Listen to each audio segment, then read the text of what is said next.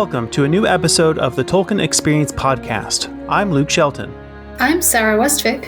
And I'm Sara Brown. Each episode, we share with you an interview of a Tolkien scholar or fan. That's right. In these interviews, one of us asks our guests to respond to 6 questions that help us learn about their personal Tolkien experience. All of this is made possible by our supporters on Patreon.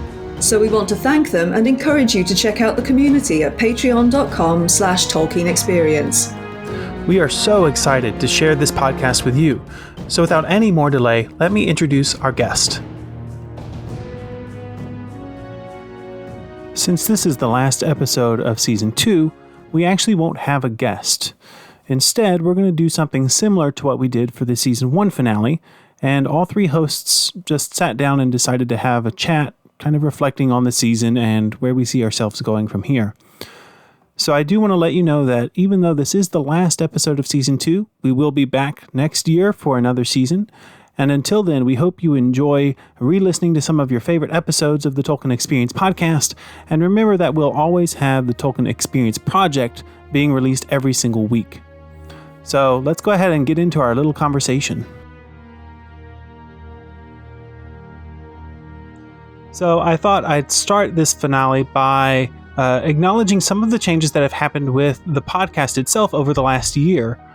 One of the biggest changes was that we added a new host with Sara Westvick coming in and joining us. And we were so grateful to have them jump right in with a lot of energy and ideas and enthusiasm and really open us up to a whole new perspective of the fandom that we hadn't really covered before, bringing in artists and more of a European focus than we've had in the past.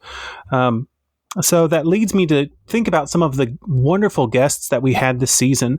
We started off with the creator of the German Tolkien Society with Marcel Apoambulas. And then we jumped around a bit, having wonderful scholars like Verlin Flieger, who really revolutionized the field of Tolkien scholarship, and another great German Tolkien contributor, Yini Dolphin, whose art is fantastic. We even had Ralph Bakshi on the show, the director of the 1970s animated Lord of the Rings films. But a ton of other great scholars like Christine Larson, Joel Mariner, Mariana Rios Maldonado, Anna Small, dozens of great interviews that I think pushed us in ways that we didn't quite do in the first season. And so I'm so thankful for the opportunity that we had this season to kind of branch out.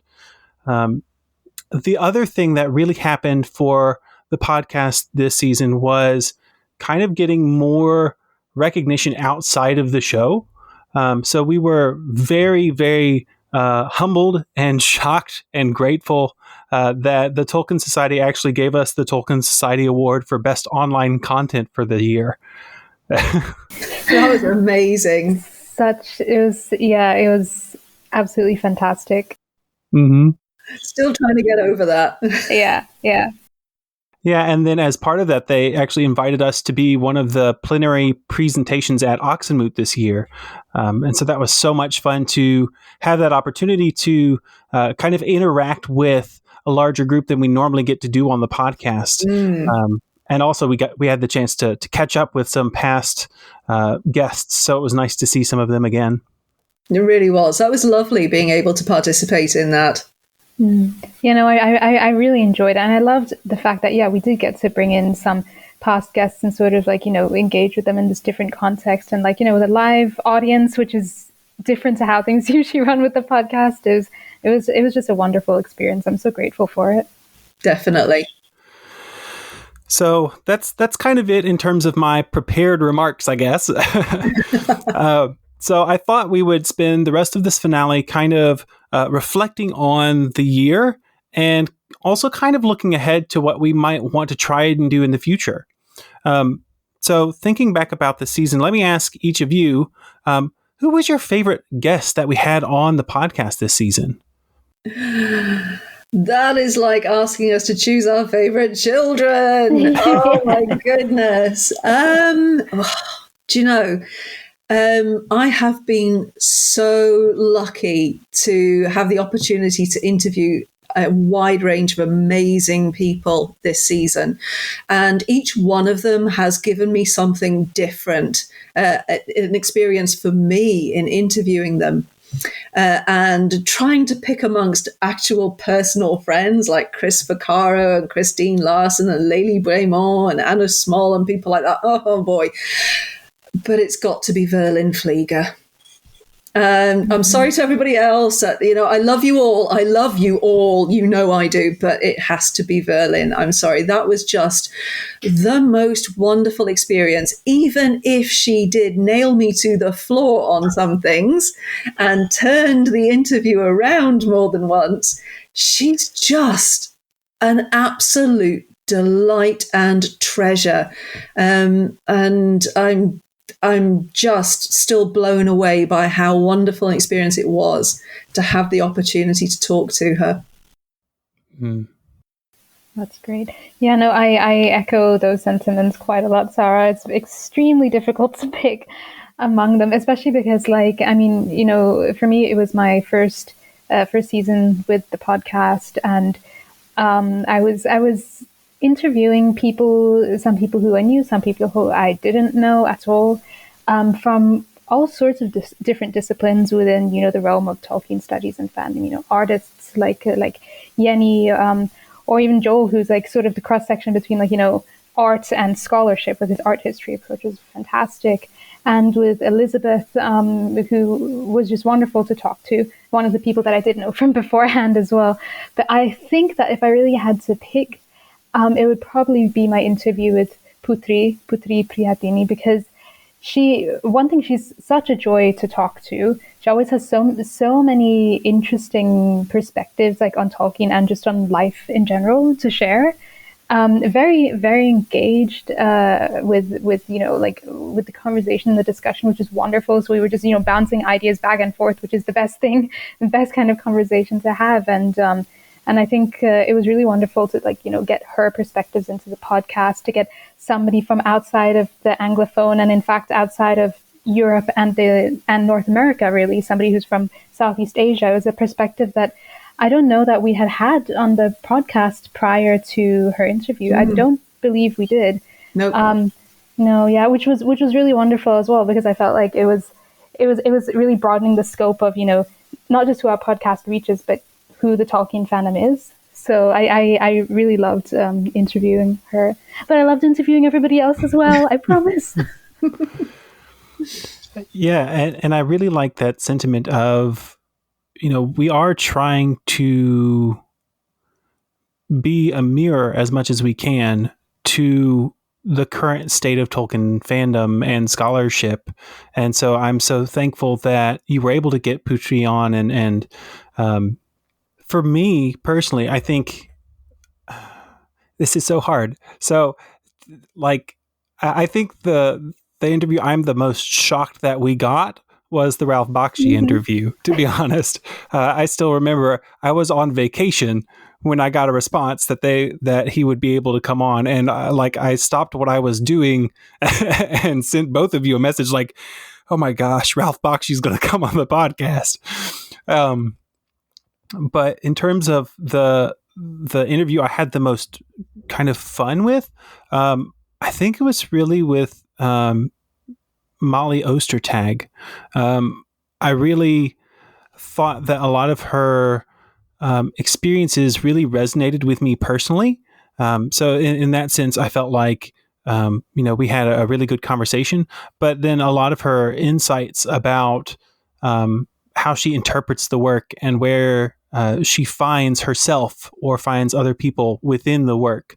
I thought those were some really good, interesting insights. And also I'd love to ask her a little bit about, as a creative person, what is it like to consider adapting Tolkien or to want to, illustrate parts of Tolkien.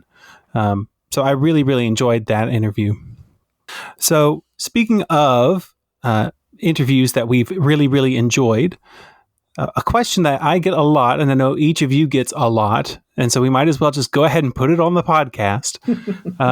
If you could have a dream guest, anyone in the world, money is no object. Let's be clear, it is an object. But if money were no object, who would you get to be on the podcast, and why would that be? Okay. The person I would really, really love to interview is Dr. Ebony Elizabeth Thomas, because her recent book, The Dark Fantastic, is amazing and eye-opening, and I just thought it was great. And I would love to have the opportunity to talk to her about her experience as a woman of color, a scholar of color, and how she has forged a place for herself in scholarship, but also how she reads Tolkien, and what difference it makes being a woman scholar of color reading Tolkien. I would love to do that. I watched her she gave a lecture for Signum University a little while back, and she's fascinating. And if we can get her, I would really love to have Ebony Elizabeth Thomas on.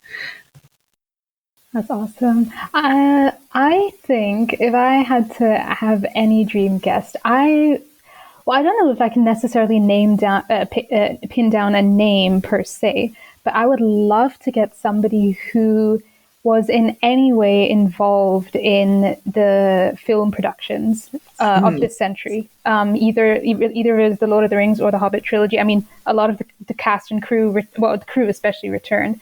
And when you're watching the behind the scenes, you can tell that some of them, and they're not just in this because of it's their work. They're also in it because they're such huge fans of it. So getting the chance to interview somebody like Philippa Boyens, for example, or even Richard Armitage, who I know has definitely read the Silmarillion because he referenced it in one of the behind the scenes interviews, which was pretty awesome.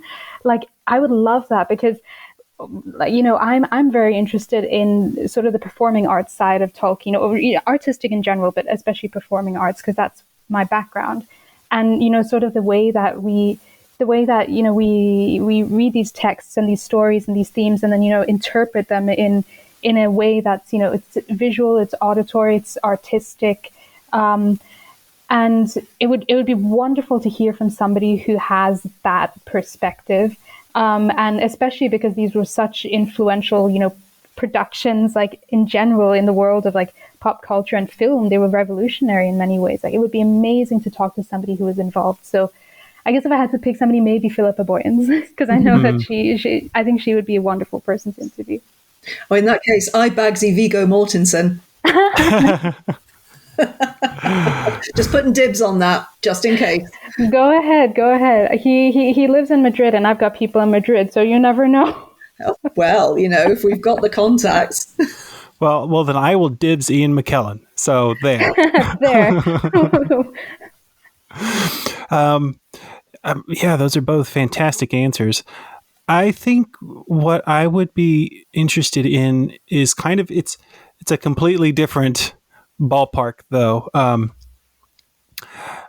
I would be really interested in talking to someone from the family, either a grandson or a granddaughter, or a child or niece, nephew, great nephew, whatever it is, great niece, or nibblings as they're called, because I think that would be a fascinating interview in terms of getting a bit more of a personal reflection on when were they first made aware of either their relative that had written this thing, or even if they're of a younger generation, if they were kind of coming up while the movies were around, when did they start to piece together oh, that's part of my family somehow, and what that was like. That's something that I would be really, really fascinated in. And it's something that I don't think people talk about very much. I haven't seen very many interviews in that regard. So I'd be really interested to see if it would be possible. Well, Roy Tolkien lives 10 miles away from me, right? Oh, really? Really? Yeah. He lives in a little town called Mold, which is literally just down the road from here. I think you need to take a drive to the little town of Mold, Sarah. That wouldn't be stalkery at all, right? Not in the slightest. So question, a town called Mold, is that anything like what the Brits call damp? No, it's not spelled the same way. It's Okay. It's Mold, and it's actually the anglicised version of the name. The town itself in Welsh is Llywelyn. And the English couldn't get their mouths around such Welsh words, and so they often took the Welsh name for the town and gave it an English name. The place where I live is called St Asaph, but actually its Welsh name is Llanelwy, and again, anglicised. It's a thing. I was going to say that Mold doesn't, usually when I think of the idea of anglicised, I think of, for example, the other day I was looking at towns to travel to because I live in Germany now, and there's this town called Braunschweig. I discovered that in English it's Brunswick, which I knew that name, but it was like anglicised. So that's what I thought you were going to mean when you said anglicised, and it would be something that resembled the word mold, but it does not at all. So that is. Sometimes the names are more literally anglicised, right, but quite often they were just given an English name. Darn it, England. Let's not get started on imperialism in Wales, because we could be here all night. It's fine. It's all fine. An American, a Welsh woman, and a person from a former colony walk into a bar in England. And there's one thing they can probably all agree on then. all love to our mates in England. No shade, I promise. Absolutely. We don't blame you personally. So speaking of personal things, the question I wanted to end with for this session is one that's a bit more personal than we probably cover on the podcast, except for incidentally. And that is, I wanted to ask, what has changed in your Tolkien experience over the past year? So what is different about Sara in November 2021 that isn't the same as it was in November 2020, or Sara? No, Sarah, you start. Oh, do I? Okay, let's see. I think so. I mean, in general, in fandom and in life, this entire year has been very transformative for me. I mean, in the lead up to joining this podcast, I think I went through probably the most tumultuous time that I've ever had in fandom, just because there were so many different things going on regarding, sort of like watershed moments of experiences that fans were having, especially fans from minority groups. Like, all of this was coming to the surface because, especially with the zeitgeist that we were living in at the time, it was all bubbling to the surface. We were all at home. Everybody was talking about it. And sort of a lot of things were coming to the surface that could not be hidden anymore. And, because of how active I am in Tolkien fandom and with the society, that sort of, bled into the way that I was interacting with fandom and with scholarship. And I would say that, I sort of lost my footing right before joining the podcast. I didn't really know, what I was doing in the fandom anymore. Before it used to be, I'm this person who like goes around, like writes fan fiction and talks to my friends. Yeah. And then suddenly it's sort of like thrust to the very close to the front of a huge discussion and a huge shift that was happening in like in the biggest, official Tolkien community. And then I joined the podcast, and it sort of felt like this door that was opening onto sort of the next era of my experiences, like, as a Tolkien fan, and then, as a would-be scholar working on it bit by bit. And just getting to sort of like, become more involved in this part of community building. It's so much, because so much of the podcast is about, connecting with our fellow fans and, understanding them, beyond just like the surface level that you get on social media, because you can only see, bite-sized aspects of who people are and what they feel about these works, and and where they're coming to it from. And this podcast like strips away all of those layers and really lets us understand each other.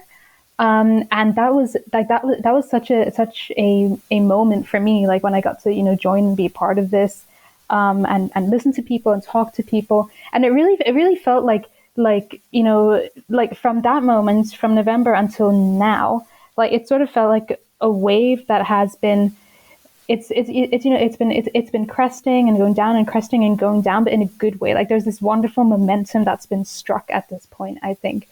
And so like I feel so much more centered about like my I don't know if role is the best word to use, my space, the space that I occupy in the Tolkien community, and the sort of what can I give back to it. It feels so much more coherent now, and more pinned down, that it's not this listless sense of staring into a void, like, oh my God, I'm on the edge of a precipice and where do I go from here? And it's just sort of wonderful in that way. It's something concrete, and it's something more deep, I feel, as well. Yeah, it's a more in-depth participation as well. I mean, it's looking back at like pre-November 2020 Sara, it's like, yeah, it was fun, it was cool, it was nice to be able to just make fan fiction and talk to friends, and that was cool. But it feels like a sort of stepping through the wardrobe to go into the wrong fandom. It sort of feels like doing that, and I feel like this podcast has really been like such a big part. Like being in this podcast has been such a big part of that experience. So that was my very, very rambly, long-winded answer. Well, I have to be honest, it's been wonderful having you as part of the podcast anyway. It's enhanced my enjoyment of being our own little community, if you like, the three of us putting together the podcast and making it as good as it possibly can be and improving all the time. But having you part of it has been absolutely wonderful. And I know Luke will agree with me that you are not just an add-on to the group, you are the group. We are all together, and it's just fabulous to have you with us. Really is. It feels like you were kind of the missing part before, and now it's complete, and it feels so much more right, if you like. But there you are. Thank you. That's so nice to hear, honestly. I agree 100%. So I can talk about my experiences since November 2020. I think what's happened for me is that thanks to being able to attend more conferences because they've been online, I have given more papers in the last year than I normally do. And that is a huge step forward for me in terms of my own scholarship. For 30 years, I was a high school English teacher, and I carved time out to do my PhD, and I did give occasional papers, but I was crazy busy. But all that came to an end at the end of August 2020 when I was made redundant from that job. And so my position with Signum University kicked up, and that kind of inspired me to do more academically. Because I thought, well, I'm no longer doing that. I'm now part of this world, and I'd like to kind of step up. And what it's given me is more confidence, because I have never been that confident about my academic writing. I've got that little whispery voice that does that wonderful imposter syndrome thing that many of us are very aware of, that just says, yeah, this is not that good. And, people will just be polite about it. They may not throw rotten tomatoes, which they can't do when it's online, yay. But it's not that special. Just, why are you putting yourself out like this? And I wouldn't say I've got over that, but I have put it to one side and pushed through anyway. And I have been blown away, actually, by the response to some of the things I've done in some of these conferences. And it's really, really helped me so that I'm now planning to do more and even catch up on essays and bits of writing that should have been handed in some time ago. But I'm getting there. I'm insanely busy, but I am going to fulfill all of the promises that I have made when it comes to that. But the difference is that I want to, because I feel like actually it might be worth reading. That is a massive, massive jump for me, which will surprise some people. Some people I know think I'm quite confident, but those who know me well know that I'm not. And one of the things that this podcast has given me is part of that confidence. I never thought that I could be part of something like a podcast, or even worse, be on camera. And I'm more comfortable doing it than I thought. And that's also helped with my confidence. I feel like kind of what you were saying, Sarah, that I've carved out a sort of space for myself in the Tolkien community, and I'm starting to line it with cushions and feel a bit more comfortable in it. And that's kind of nice, especially when you get to my sort of age. And, it's easy to think, well, that's kind of, it's all for the younger people. But no, actually, damn it, I'm going to keep doing that. So actually, the past 12 months has been quite transformative in that sense. And I'm enjoying that. But like I said, this podcast has been a big part of that. And I'm really grateful to that. And I'm incredibly grateful to Luke, who is, of course, the originator of the podcast, for asking me in the first place. That was really a big deal. It was lovely to be asked. And I'm glad he hasn't booted me out yet. So that's good. I am so thankful that the podcast has been able to be a vehicle to help both of you. And so grateful that both of you agreed to be a part of it. I know that it would not be anywhere near what it is today without both of you and your amazing contributions. So what's different a year ago for me is, we always talk about the different aspects of a fairy story that Tolkien wrote about in On Fairy Stories. And the consolation bit never really made sense to me. It's like, yeah, it's fantasy. It's just kind of getting away. But after what we've gone through the past year, my reading of Tolkien has become much more about solace, much more about finding those bits of text where it helps mend the world in a way. I'm trying to make sense of the sentiment. But I think Maria Rios Maldonado and I had a really good conversation about this in our interview of, like in the appendices, when you're dealing with the death of Aragorn and Arwen is screaming out Estel when he dies. Well, Estel means hope.